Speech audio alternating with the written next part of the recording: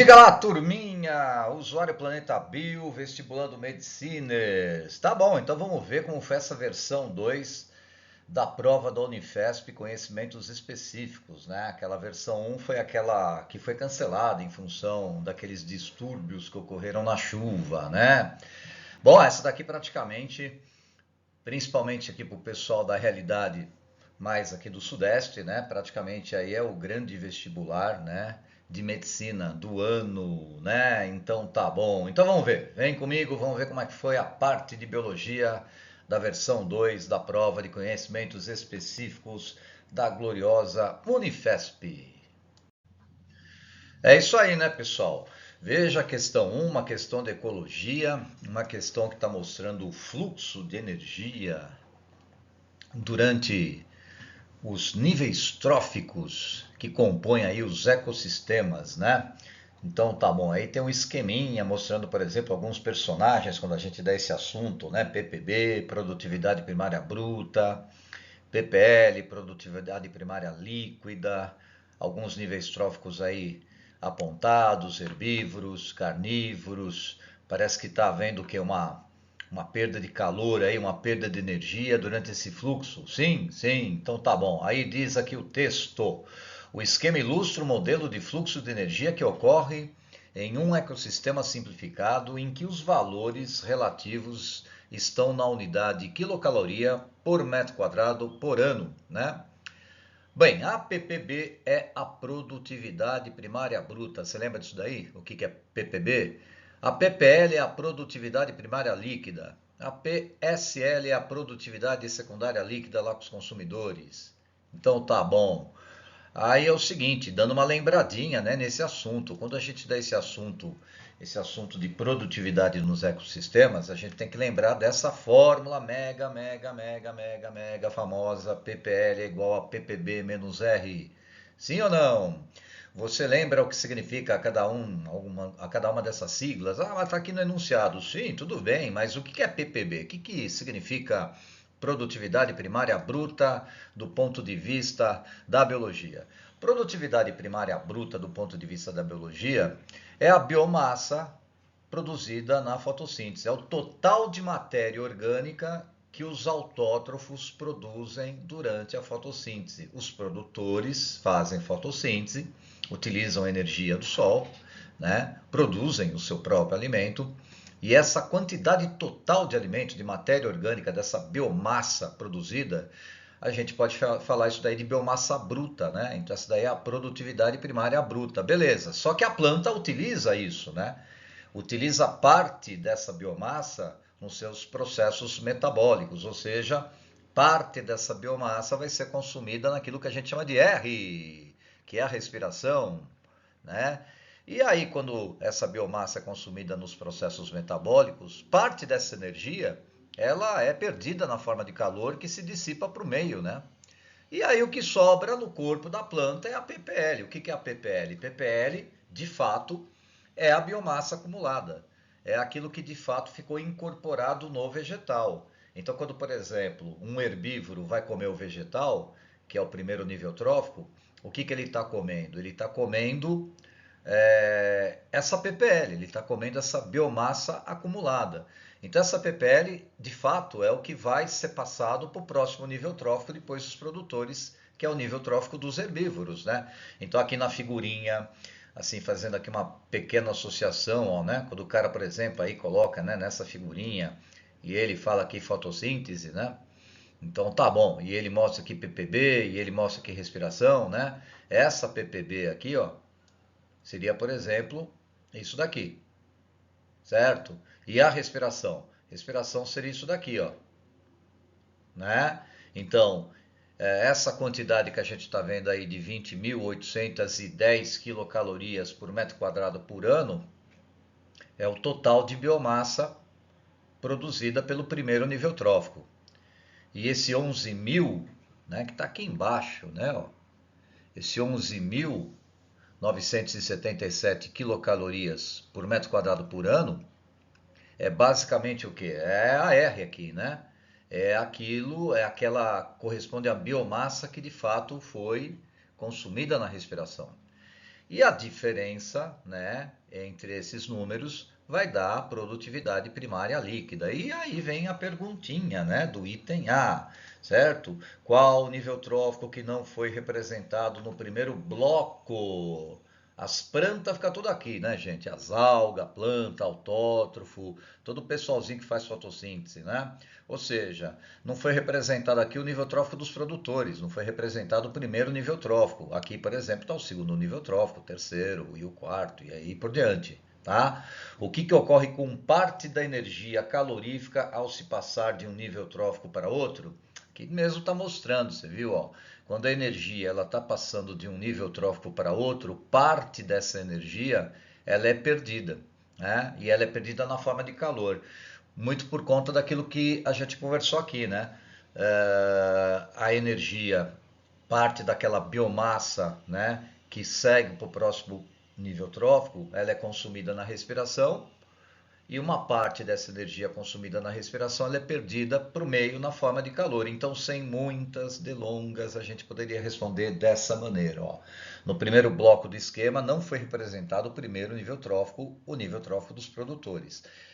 Tá bom, e parte da energia armazenada nos compostos orgânicos produzidos na fotossíntese é consumida na respiração e perdida para o ambiente na forma de calor na passagem de um nível trófico para outro. Uma pergunta clássica sobre esse assunto de ecologia, né, pessoal? Vamos lá então, vamos para o item B. De acordo com os conhecimentos sobre o fluxo energético, qual é o valor da ppl? Aí é só fazer uma conta, né, pessoal? É aquilo lá que a gente falou, né? A ppb, tá até marcada aqui, ó, certo? Ela corresponde a 20.810 quilocalorias por metro quadrado por ano, tá bom. Por outro lado, a R, aquela biomassa consumida na respiração, corresponde a 11.977 quilocalorias por metro quadrado por ano. Então a gente aplica a formulinha, né? Qual formulinha? Esta formulinha, ou seja, a gente vai, né, representar isso através dessa expressão, ppl é igual a 20.810 menos 11.977, tá? E aí vai me dar o resultado, corretinho? E qual resultado? Cerca de 8.833 quilocalorias por metro quadrado por ano. Tá bom. Mas você reparou que aí no item B ele quer saber o seguinte, legal, mas eu quero que você explique melhor esse negócio de ppl. Explique o que representa a ppl para os organismos que iniciam uma cadeia alimentar. Ou seja, o que é o ppl para os autótrofos, né? Bom, e aí a gente pode falar o seguinte, aquilo que a gente tinha comentado, né? A ppl nada mais é do que a biomassa acumulada, resultante da diferença entre a biomassa, o total da biomassa produzida por fotossíntese, a ppb, né, e a biomassa que foi consumida na respiração, a R. Então, se a gente colocasse num texto, por que não colocar dessa maneira, né? A gente poderia colocar isso, a ppl é o resultado da diferença entre a ppb, biomassa produzida na fotossíntese, e a R, biomassa consumida na respiração. Portanto, a ppl é a energia que de fato está armazenada nos compostos orgânicos incorporados aos seres que compõem o primeiro nível trófico, os produtores. E detalhe, né, e que está disponível para o próximo nível trófico, ou seja, o nível trófico dos herbívoros ou consumidores primários. Belezinha? Bom, então vamos lá de questão 2, né? Olha uma questão falando sobre vírus, ok? Doenças, né? E inclusive sobre a Covid-19 e a dengue. Diz o texto da questão 2, o enunciado, enquanto as autoridades de saúde estavam focadas na nova Covid-19, os Estados Unidos experimentaram a maior disseminação na história de outra doença, a dengue. Pensou que dengue dava só no Brasil, né, gente? Olha lá, dengue nos Estados Unidos. Não deixa de ser surpreendente. Segundo um relatório da Organização Pan-Americana de Saúde, a OPAS, em 2019, aproximadamente aí 3 milhões de casos de doenças foram registrados, causando cerca aí de 1.500 mortes, né? Ou seja, dengue nos Estados Unidos, né? Tá bom. Aí a letra A é uma pergunta sobre os agentes etiológicos, né? Qual é o grupo de micro-organismos de que faz parte o causador da Covid-19, o coronavírus, e de que faz parte, por exemplo, a dengue e da dengue. Tudo é vírus, né, gente? São viroses, então são vírus, né? Ou seja, vamos dar uma lembradinha aí, ó. Esse daqui é o glorioso coronavírus, mais conhecido também aí pelo vírus da Covid-19, causador da Covid-19, o SARS-CoV-2, né? Um vírus de RNA de fita positiva, certo? E o vírus da dengue. Aí o vírus da dengue, a dengue também é uma doença causada por vírus, né? Ah, mas não é o Aedes aegypti. Não, o Aedes aegypti é transmissor da doença, o causador da doença é um vírus, né? Então o vírus da dengue, o dengue, tem 4 subtipos, né? Tipo 1, 2, 3, 4, né? E o vírus da dengue também é um vírus de fita de RNA positiva, né? E aí vem uma pergunta, tudo bem, então qual grupo de micro-organismos que fazem parte, né, os causadores da Covid-19 e da dengue? Micro-organismos enquadrados no grupo dos vírus, né? Mas por que que os vírus são considerados parasitas intracelulares obrigatórios? Ah, vírus não tem metabolismo, não é isso, gente? Certo? Vírus não tem célula, vírus não tem uma aparelhagem bioquímica capaz de fazer com que ele se reproduza sozinho. Então, o que que ele faz? Ele utiliza a aparelhagem bioquímica da célula obrigatoriamente para que ele possa se reproduzir. Ele precisa parasitar uma célula. Esse é o conceito de parasita intracelular obrigatório. Então, sem muitas delongas, né, a gente poderia responder o item A da seguinte maneira: ó, os agentes etiológicos, os causadores, né, da Covid-19 e da dengue são vírus. São considerados parasitas intracelulares obrigatórios porque só conseguem se reproduzir no interior de uma célula hospedeira, certo ou não? Tá bom, mas por que será que tá dando dengue nos Estados Unidos, que costumeiramente lá, né, maior parte do seu território fica, por exemplo, dentro daquilo que a gente chama de clima temperado, não é? É, gente, mas a coisa está mudando. Nós estamos vivendo uma crise climática e essa crise climática ela tem consequências. Uma delas são as epidemias, ou os surtos, ou doenças, por exemplo, relacionadas a muita chuva, muito calor, né? Veja só, há algum tempo era impensada a propagação de dengue no hemisfério norte. É, meu amigo, mas as coisas mudam, né? Explique do ponto de vista da transmissão como pode ter ocorrido a propagação de dengue num país como os Estados Unidos da América, né? Gente, a dengue ela é transmitida pelo Aedes aegypti. A gente está vivendo uma crise climática. O aquecimento global ele está aumentando as temperaturas médias. Nos Estados Unidos, muito provavelmente teve o aumento dessa temperatura, o que já favorece, por exemplo, a proliferação do mosquito e principalmente maior número de chuvas, o aumento do índice pluviométrico. E daí? E daí que se chove mais água parada, mais água acumulada, né? Geralmente água limpa, né? Acumulada em pneu, acumulada em cisternas, acumuladas em recipientes. Muitas vezes ali as pessoas não tomam cuidado e o mosquito, né, o Aedes aegypti, ele coloca seus ovos ali na água. Basicamente todo o desenvolvimento larval acontece dentro da água e isso favorece o que? A proliferação do mosquito, né? Então como é que a gente poderia responder isso na forma de texto? Bom, muito provavelmente as mudanças climáticas, o aumento da temperatura e o aumento dos índices pluviométricos decorrentes do aquecimento global favoreceram a proliferação do mosquito transmissor da dengue, o Aedes aegypti, que necessita de água acumulada em pneus, cisternas, vasos, poças, etc., para se reproduzir. Belezinha? Bom, então vamos lá de questão 3. Diz aí o enunciado da questão 3. A hemoglobina é uma proteína composta por 4 cadeias de polipeptídeos, ou seja, proteína, né? Sendo cada uma delas formada por uma sequência de aminoácidos. Alterações nessa sequência podem provocar mudanças na forma e na função da hemoglobina. É o caso de uma doença conhecida como anemia falciforme, cuja alteração de um aminoácido provoca uma deformidade nas hemácias devido à síntese de uma hemoglobina anormal, né? Regiões da África com grande incidência de malária apresentam alta frequência do alelo que determina a anemia falciforme. O esquema ilustra essa alteração. Então, muita calma nessa hora. Quer dizer que assim, você tem basicamente isso daqui, né? Bem, é um assunto muito discutido, por exemplo, nas aulas de evolução, né? Você tem a anemia falciforme e você tem os indivíduos que não apresentam a anemia falciforme. Os indivíduos que, digamos assim, são, entre aspas, normais, que não apresentam anemia falciforme, eles apresentam uma hemoglobina também, entre aspas, normal, né? E essa hemoglobina normal faz com que as hemácias tenham, por exemplo, aquele formato mais normal, discoide, né?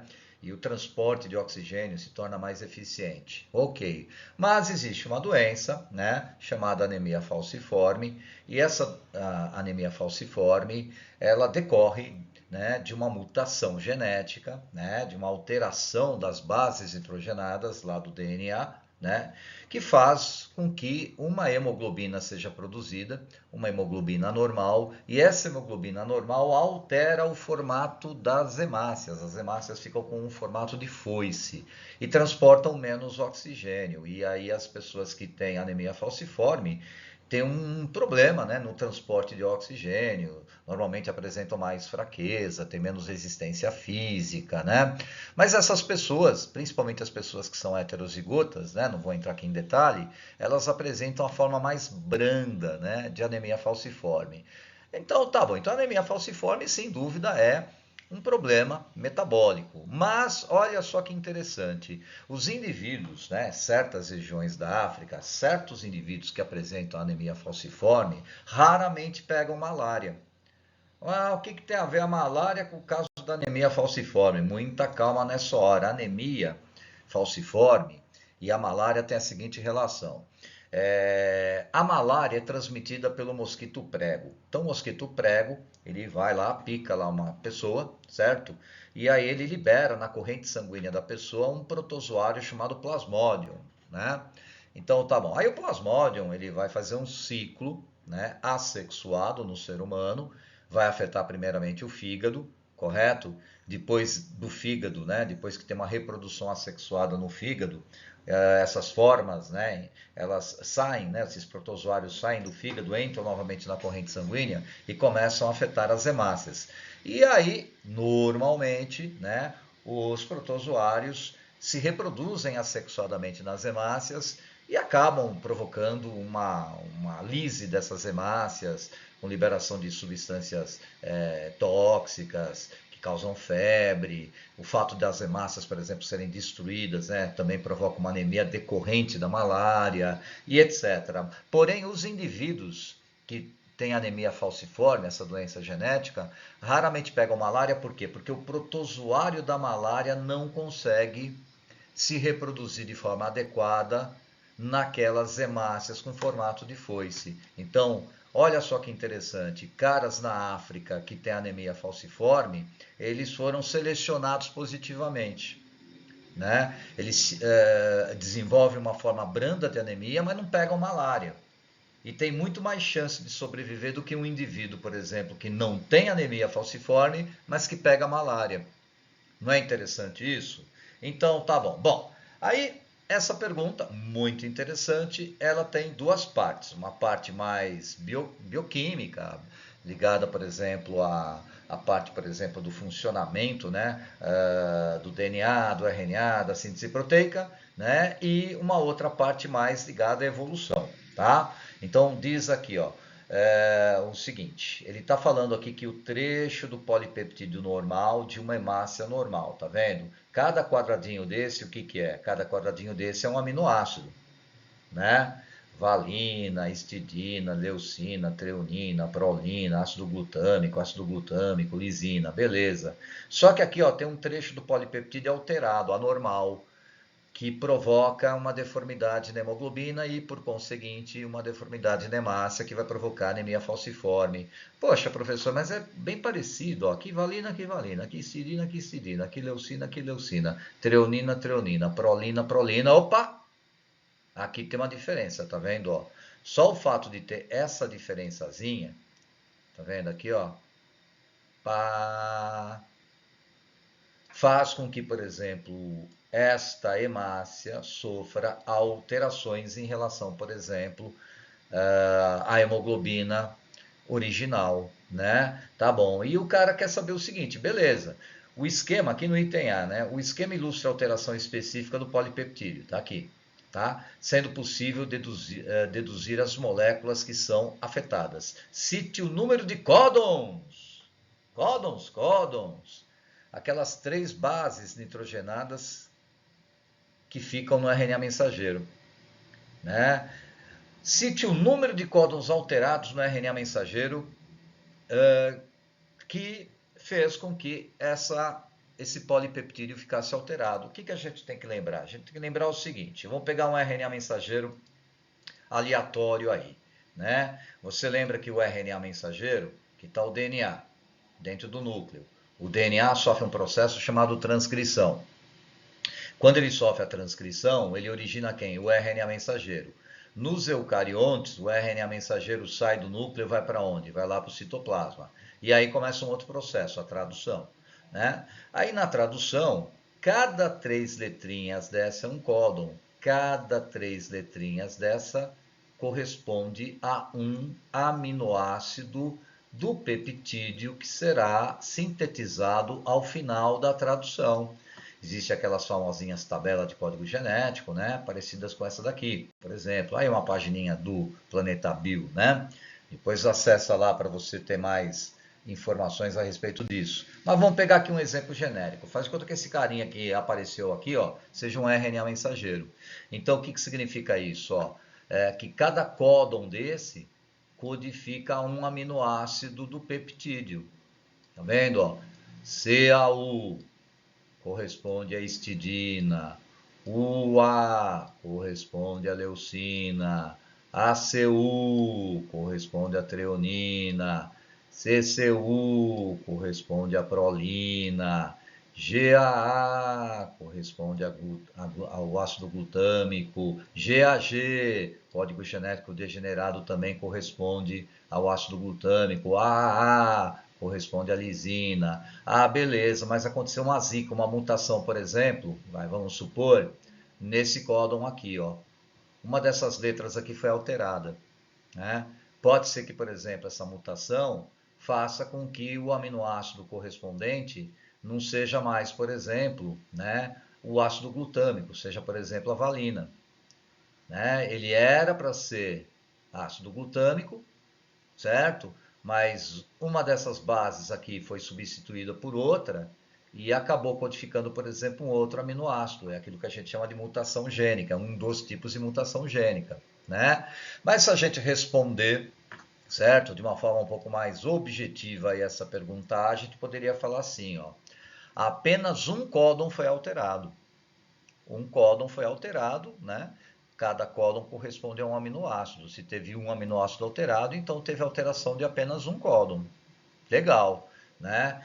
Mas cite o seguinte, ele quer que você justifique, né? Então a gente poderia justificar assim, ó, cada um códon, ou seja, 3 bases nitrogenadas do RNA mensageiro, codifica um aminoácido do polipeptídeo sintetizado.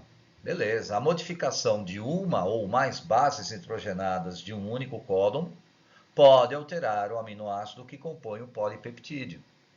Belezinha? No exemplo dado, a gente poderia falar assim, ó. No caso apresentado, o aminoácido ácido glutâmico, ou simplesmente GLU, foi substituído pelo aminoácido valina, a val. Essa única alteração do códon fez com que o ácido glutâmico fosse substituído pela valina, ou fez com que o GLU fosse substituído pela val. Belezinha?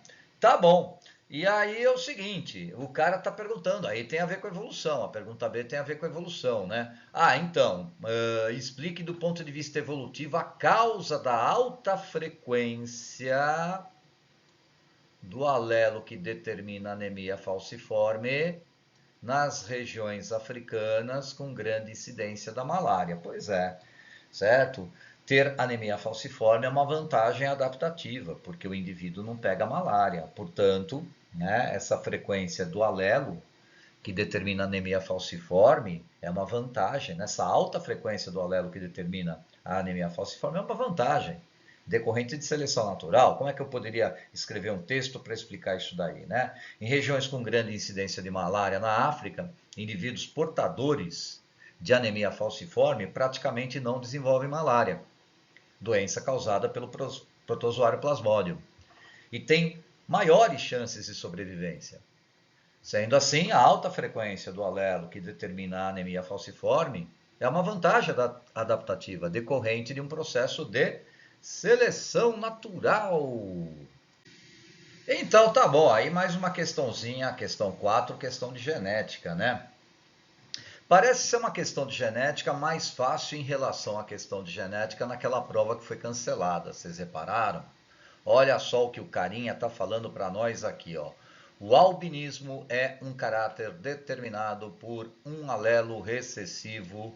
Então essa informação por si só, ela já é mega, mega, mega importante, porque ele está dizendo aqui para gente que essa anomalia genética é recessiva, né? E é o azinho, então ele quer que você use o azinho. Então, se tiver azinho, azinho é albino. Se tiver azão, azão ou azão, azinho, pigmentação normal.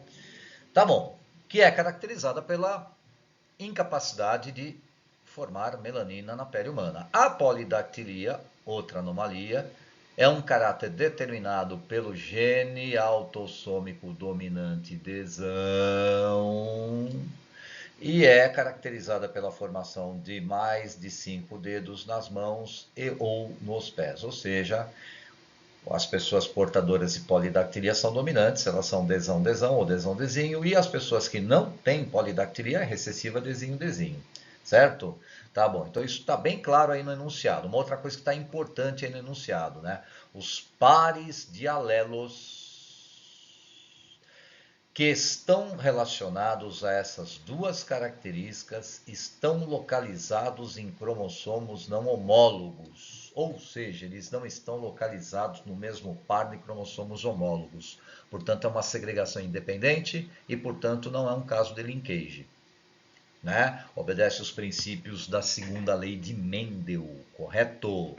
E aí vem uma perguntinha bem básica de genética, né? De acordo com os dados, quantos tipos de gametas diferentes um indivíduo duplo heterozigoto, nesse caso teria que ser azão, azinho, desão, desinho, pode formar? E com qual lei de Mendel a atuação dos dois pares de alelos se relaciona? Né? Ah, gente, tranquilo, né? Um indivíduo, por exemplo, que é duplo heterozigoto, ele tem o genótipo azão, azinho, desão, desinho. Se é um caso de segunda lei de Mendel e os alelos, né, os pares de alelos não estão localizados no mesmo par de cromossomos homólogos, então significa que esse indivíduo ele é capaz de produzir um gameta que conterá um alelo de cada par de alelos, um tipo A e um tipo D, né? Então ele pode formar, por exemplo, se a gente até aplicar aí uma distribuição dessas 4 letrinhas, desses 4 alelos, ele poderá formar gametas de que tipo? Ele poderá formar gameta azão-desão, ele poderá formar gameta azão-desinho, ele poderá formar gameta azinho-desão e ele poderá formar gameta azinho-desinho. Ou seja, ele forma 4 tipos de gametas, cada um com uma frequência de 25%, um quarto. E claro, essa segregação independente, ela tem a ver com o quê? Com a segunda lei de Mendel. Então, sem muitas delongas, respondendo o item A, ó, um duplo heterozigoto pode formar 4 tipos diferentes de gameta: azão-desão, azão-desinho, azinho-desão, azinho-desinho. Essa distribuição alélica nos gametas é decorrente da segunda lei de Mendel ou lei da segregação independente. Tá bom, aí vem o heredograma. Olha o heredograma aqui. O heredograma ilustra a genealogia do casal Júlia e Heitor. Júlia e Heitor. Aqui o pai e a mãe do Heitor. Aqui o pai e a mãe da Júlia. E aí o cara colocou umas legendas aqui, tá vendo? Certo? Branquinho, albino sem polidactilia. Esse cara meio laranjinha, não albino e com polidactilia. O cara verdinho, não albino e sem polidactilia. Aí o que, que o cara quer saber? Qual é o genótipo completo da Júlia? Legal. E qual que é a probabilidade do casal Júlia e Heitor gerar uma menininha não albina e sem polidactilia? Pergunta clássica de genética. Então vamos lá de item B, quer dizer que o cara colocou heredograma e está perguntando o seguinte, ó, qual o genótipo completo da Júlia e qual a probabilidade do casal Júlia e Heitor gerar uma menininha não albina e sem polidactilia. Ah, bom, primeiro temos que achar aí o genótipo da galera toda, né? Olha, vamos começar por esse carinha aqui. Aliás, esse carinha aqui é a mãe da Júlia, que é albina, é azinho e sem polidactilia, é desenho, sim ou não? Certo? Tá bom. E o pai da Júlia, que é esse cara aqui, ó. Bom, esse cara aqui é não albino, então ele é azão alguma coisa. E com polidactilia. Então ele é desão alguma coisa. Ou seja, não dá para determinar, azão alguma coisa, desão alguma coisa. Agora a Júlia dá para determinar, porque a Júlia, ela não albina. Não albina, então ela é azão, mas ela vai ser azão azinho, porque ela herdou o azinho da sua mãe, né? Tá bom, e ela é desão alguma coisa também, só que ela é desão desinho. Por quê? Porque ela vai herdar também o desinho da sua mãe, ou seja, a Júlia é azão azinho, desão desinho, né? Ela é uma duplo heterozigota, correto? Tá bom, e o lado lá do Heitor? Bom, o pai do Heitor, que é esse cara aqui, né? Ele vai ter o genótipo azinho, azinho, desinho, desinho. Afinal de contas, ele é albino e sem polidactilia, né? A mãe do Heitor, não albina, né? Se ela é não albina, ela é azão alguma coisa, e se ela é sem polidactilia, ela é desinho, correto? E o Heitor, ele vai ser também, né, não albino, então se ele é não albino, ele vai ser azão alguma coisa, só que ele vai ser azão azinho, ele vai receber o azinho do pai dele, né? E sem polidactilia, desinho. Ou seja, o Heitor é isso daqui, né? Ele é azão azinho, desinho. Beleza. Aí tá. Aí, para achar qual a probabilidade do casal gerar uma menina? Probabilidade um. E não albina e sem polidactilia. Probabilidade 2. Regra do E. Menina e não albine sem polidactilia. Probabilidade 1 vezes probabilidade 2, né? Então a gente pode primeiro achar a probabilidade de nascer uma criança do sexo feminino, né, que vai ser meio, e achar a probabilidade de nascer uma criança não albina e sem polidactilia. Para isso, então, teria que fazer o cruzamento, que é o que nós estamos fazendo aqui, né? Esses aqui são os gametas produzidos pela Júlia, né? A Júlia é um duplo heterozigoto, então está até na resposta do item A, ela produz os gametas azão-desão, azão-desinho, azinho-desão, azinho-desinho, e já o Heitor produz só dois gametas, o azão-desinho e o azinho-desinho. Tá bom. Botamos todo mundo aí para cruzar, deu esse resultado. Certinho? Tá. E aí, fazendo aqui o raciocínio matemático. Probabilidade 1 de nascer menina é meio. E a probabilidade de nascer uma criança não albina e sem polidactilia? Olha a tabela, o resultado vai dar 3 oitavos, né?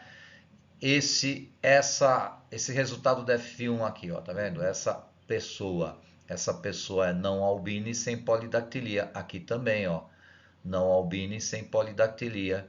Essa daqui, ó, não albina e sem polidactilia.